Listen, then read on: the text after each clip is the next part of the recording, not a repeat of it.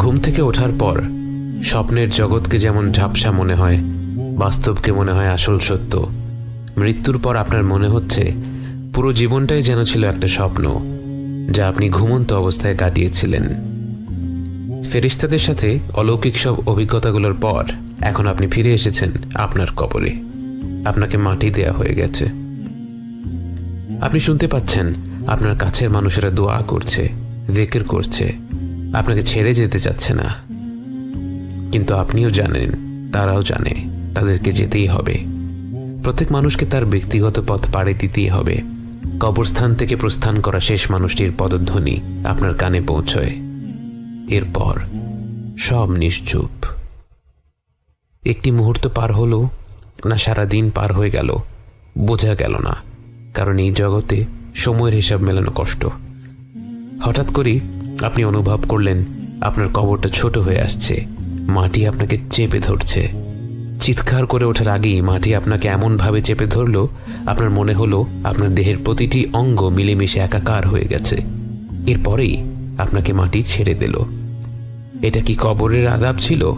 আপনি কি তাহলে শাস্তি পাওয়া মানুষদের দলে? আপনার মনে পড়ল রাসূল সাল্লাল্লাহু আলাইহি ওয়াসাল্লামের সেই কথাগুলো। তিনি বলেছিলেন, যদি মাটির এই চাপ থেকে কেউ বাঁচত, সে হতো সাদ ইবনে মুআদ রাদিয়াল্লাহু আনহু। যে সাদ ইবনে মুআদের মৃত্যুতে আল্লাহর আরশ কেঁপে উঠেছিল, যে সাদ ইবনে মুআদের জানাজায় শরীক হতে ৭০,০০০ ফেরেশতা পৃথিবীতে নেমে এসেছিল, সেই সাদ ইবনে মুআদকেও মাটি চেপে ধরেছিল। কারণ এটাই আল্লাহর হুকুম, আমরা মাটি থেকে এসেছি, আবার মাটিতেই মিশে যাব। এরপর আপনাকে উঠিয়ে বসানো হলো। দেখতে ভয়ঙ্কর দুজন ব্যক্তি আপনার সামনে উপস্থিত হলো। মুনকার আর নাকির কাউকে সান্ত্বনা দেয় না, তারা নম্রভাবে কথা বলে না। তাদের কর্তব্য একটাই, তারা আমাদের পরীক্ষা করবে। অজুহাত দেওয়ার কোনো সুযোগ নেই। তারা আপনাকে দেখে বলল, মান রব্বুক, তোমার রব কে? তাদের চেহারা দেখে আপনি ভেবেছিলেন আপনার গলা দিয়ে হয়তো কোনো শব্দই বের হবে না।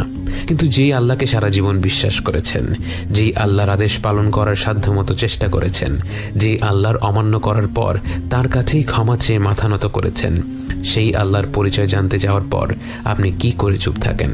আপনার ঠোঁট আর জিহ্বা যেন আপনার মস্তিষ্কের অপেক্ষা না করেই বলে উঠল, আমার রব আল্লাহ। এরপর তারা প্রশ্ন করল, ওয়ামা দীনুক, তোমার দিন কোনটা? আপনি বললেন, আমার দিন ইসলাম। অবশেষে তারা জিজ্ঞেস করল, তোমার কাছে যাকে পাঠানো হয়েছিল তার ব্যাপারে তুমি কি বলো? তার নাম উচ্চারণ করতে গিয়ে আপনার মুখে হাসি ফুটে গেল। আপনি বললেন, তিনি হচ্ছেন আল্লাহর বান্দা, তার প্রেরিত রাসূল। আমি সাক্ষ্য দিচ্ছি আল্লাহ ছাড়া কোনো মাবুদ নেই এবং মুহাম্মদ সাল্লাল্লাহু আলাইহি ওয়াসাল্লাম তার বান্দা এবং তার রাসূল। সাথে সাথেই তারা বলে উঠল, সাদাক্ত, তুমি সত্য বলেছ। এবং সাথে সাথে আপনার কবরটা প্রশস্ত হয়ে যেতে থাকে। দেখতে না দেখতেই আপনার কবরটি বিরাট আকৃতি ধারণ করে। এরপর আপনার সামনে একটি চিত্র তুলে ধরা হয়। এটা কি একটি ভিডিও, নাকি তার চেয়েও আধুনিক কোনো প্রযুক্তি, তা আপনার জানা নেই। সেটা নিয়ে ভাবারও সুযোগ নেই, কারণ আপনি হতভম্ব হয়ে দেখতে পেলেন সেখানে একটি ভয়ানক জায়গা দেখানো হচ্ছে, যেখানে চারিদিকে দাউ দাউ করে আগুন জ্বলছে এবং হিংস্র সব জীব কারো জন্য অপেক্ষা করছে। আপনাকে জানানো হলো এটাই আপনার গন্তব্য হয়ে যেত যদি আপনি আল্লাহর অমান্য করতেন, গাফেল হয়ে আপনার জীবন কাটিয়ে দিতেন।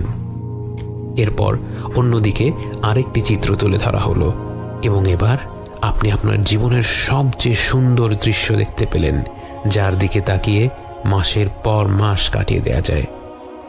আপনাকে বলা হলো এটাই হবে আপনার সর্বশেষ গন্তব্যস্থল, এটাই হলো জান্নাতের সেই ঘর যার জন্য আল্লাহ আপনাকে সৃষ্টি করেছেন এবং যেখানে আপনি শীঘ্রই ফিরে যাবেন। এই মনোমুগ্ধকর দৃশ্য দেখতে দেখতে আপনার কবরের জীবন শুরু হয়। কোনো এক পর্যায়ে আপনার সাথে দেখা করতে আসবে আপনার আত্মীয় স্বজনেরা, যারা আপনাকে ছেড়ে অনেক আগে পরকালের পথ পাড়ি দিয়েছিলেন। একবার ভেবে দেখুন কতটা আন্তরিক হবে সেই মিলন। যেই মাকে, যেই বাবাকে, যেই নানা নানি, দাদা দাদিকে আপনি কবর দিয়েছিলেন বহু বছর আগে, বারজাখের জীবনে এসে তাদের সাথে আপনার সাক্ষাৎ হবে। তারা দুনিয়ার জীবনের খবর জানতে চাইবে, তারা আপনার সাথে গল্প করবে। গল্প করতে করতে আপনার এক বন্ধুর কথা উঠে যায়। তারা বলে, অমুক কেমন আছে? আপনি অবাক হয়ে যান। আপনি বলেন, অমুক তো আরো 3 বছর আগেই মারা গেছে, কেন তোমরা কি তার দেখা পাওনি? সবাই চুপ হয়ে যায়। সবাই বুঝতে পারে আপনার সেই বন্ধুটি ঈমান নিয়ে মৃত্যুবরণ করতে পারেনি, কবরের আযাব থেকে নিজেকে মুক্ত করতে পারেনি।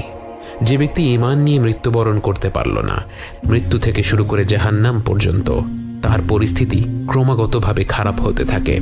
যখন তাকে আসমান থেকে জমিনে ছুঁড়ে ফেলা হয়, যখন মাটি তাকে হিংস্রভাবে চেপে ধরে, এরপর যখন মুনকার আর নাকির এসে তাকে উঠিয়ে বসায় আর জিজ্ঞেস করে, মান রব্বুক, সে কোনো উত্তর দিতে পারে না, আমতা আমতা করতে থাকে। তাকে বলা হয় মা দীনুক, আবারও সে আমতা আমতা করতে থাকে, কোনো উত্তর দিতে পারে না। তাকে প্রশ্ন করা হয় রাসূল সাল্লাল্লাহু আলাইহি ওয়াসাল্লামকে নিয়ে, তার ব্যাপারে সে কি জানে। সে অনিশ্চিত হয়ে বলে, আমি শুনেছিলাম লোকে এই বলতো। তখন মুনকার আর নাকির বলবে, তুমি মিথ্যা বলেছ।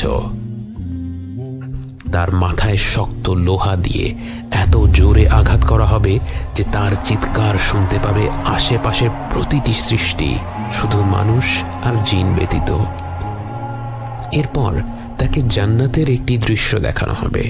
তাকে বলা হবে এটাই তার গন্তব্য হতে পারত যদি সে আল্লাহর আহ্বানে সাড়া দিত। তারপর তাকে জাহান্নামের দৃশ্য দেখিয়ে বলা হবে সে নিজেই এই গন্তব্যটি নিজের জন্য বেছে নিয়েছে।